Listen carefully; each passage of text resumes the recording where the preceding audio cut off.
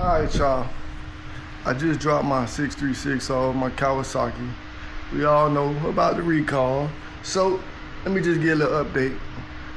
But my dealership called and let me know, hey, Kawasaki has somewhat came up with a fix.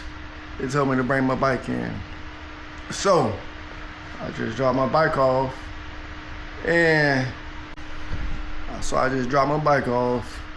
just the conversation that was had to me was like, it's still one of those,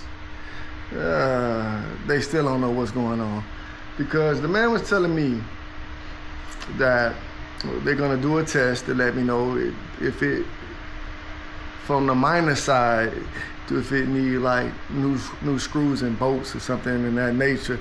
I really don't know too much about motorcycle shit like that. So he was saying like change a couple washers and stuff like that. And the major side is they got to change the whole crank.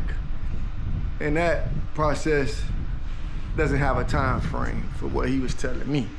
Because he was saying they'll let Kawasaki know.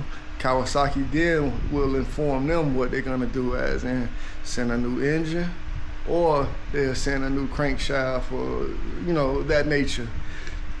And I asked him, well, what's the time frame of that? He was like, well, we don't know. So, long story short, if you do take your bike in, it still seems like there's gonna be almost a 2-3 month process. So if you financing your bike, yeah, because I feel some way. I know I feel some way, even though my bike is not my first transportation, but for the people who is, good luck. Oh, and the catcher right here. So, I'm not gonna say the full name, but Motorsport said, okay, if they find something wrong with the bike, they're gonna basically tow my bike back to my house. And if they said something is major, or they have to change a couple screws and washers like that, if I ride it back to them to get it fixed and then mess up, it's on me, because they already did the inspection, letting Kawasaki know that something is wrong with the bike. So if the bike get messed up while you ride, I guess that's gonna be on you. That's how Kawasaki got it. I seen a couple videos where people were saying that's what they probably might try to do. But yeah, if you go to your dealership and the dealership says something wrong with it and they notify Kawasaki, and you ride and it get messed up between that time of, you're gonna be stuck with the bill. So yeah, so hopefully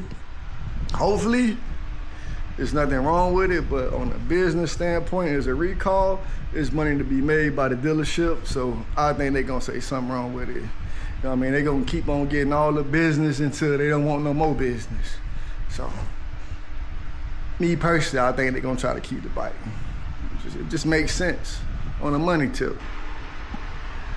And also, I'm gonna try to keep y'all informed on what's going on. So when they tell me the news, I'm gonna make sure I let y'all know the news, man. Until then, who all got these 24s and 25 636? Y'all be careful, man, because they trying to jack us, man. So if you ride and you feel like, because I see a lot of videos where everybody say, man, I'ma still ride. If you still gonna ride your bike, man, please don't take it into the dealership, because it's a tricky situation. But if it's a tricky situation, so just know, if you take your bike into the dealership and they say something wrong with it, and you ride off with it, they're gonna let Kawasaki, like I said, know. So y'all boys be careful to the people who that's y'all only transportation, man. And I will keep y'all informed on my bike. Hopefully they call me back in another 2-3 hours. I just still feel like it's a money play for all dealerships, because you got guaranteed money. So we already know how that's gonna go.